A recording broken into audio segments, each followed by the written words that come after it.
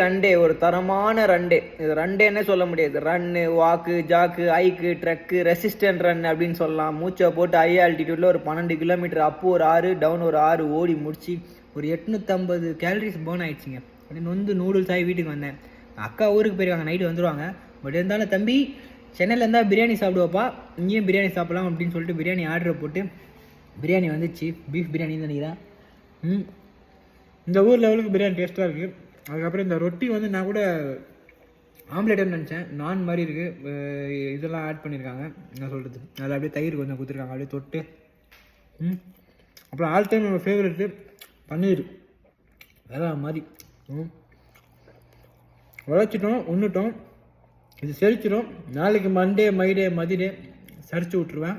நீங்களும் உங்களுக்கு மண்டே எனக்கு மண்டே வந்துடும், மறந்துடாதீங்க. Monday celebrate like new year. ஏந்திரிங்க, மூச்சை போட்டு ஓடுங்க. ஓகே, லவ் யூ மக்களே.